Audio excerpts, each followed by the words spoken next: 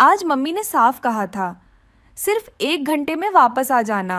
और मैंने भी बड़े भरोसे से बोला, हाँ मम्मी, टाइम से आ जाऊंगी। लेकिन जैसे ही मैं अपनी फ्रेंड से मिलने निकली, साक्षी की स्कूटी की चाबी रास्ते में कहीं गिर गई। हम सब चाबी ढूंढने लगे और बाद में पता चला वो तो चाय वाले भैया के ठेले के नीचे फंसी थी। बड़ी मुश्किल से निकाली और तभी अचानक तेज बारिश शुरू हो गई। फिर सब एक दुकान के शेड के नीचे रुक गए। जब बारिश रुकी और मैं वापस आ रही थी तो रास्ते में एक दादी जी दिखी जिनकी थैली नीचे गिर गई थी। मैंने उठाकर दी तो बोली, बिटिया घर तक छोड़ दो। अब मना भी नहीं कर पाई तो उन्हें छोड़कर आई। जब घड़ी देखी तो 1.5 घंटा निकल चुका था।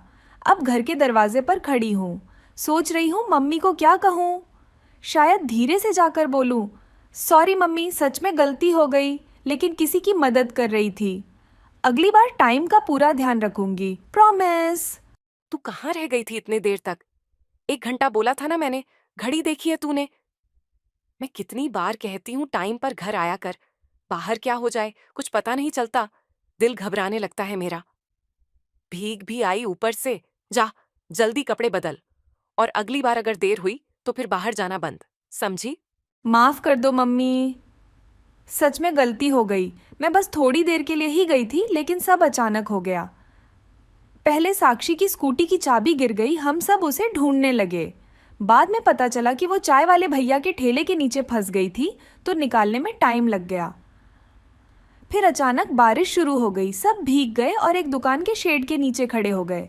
जब बारिश रुकी और मैं वापस आ रही थी तभी रास्ते में एक बुजुर्ग दादी जी दिखी जिनकी थैली गिर गई थी।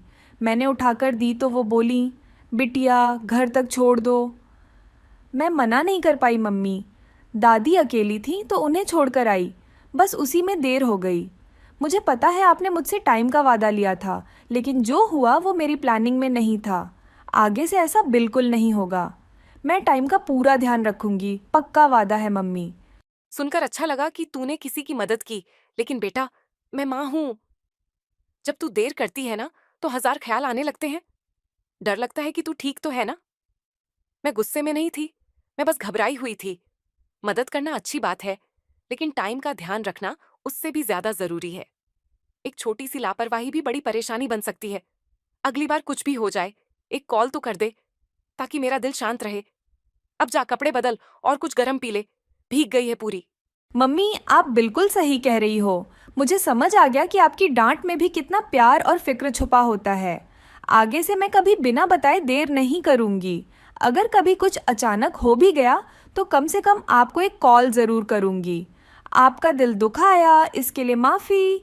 और थैंक यू मम्मी कि आप हर बार बिना कुछ कहे भी इतना समझती हो। अब मैं कपड़े बदल कर आती हूँ और फिर हम साथ बैठकर चाय पियेंगे, ठीक है? हे फ्रेंड्स, हमारे चैनल को सपोर्ट करें।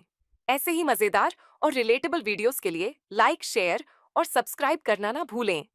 आपका प्यार ही हमारी मोटिवेशन है। मिलते हैं अगले वीडियो में।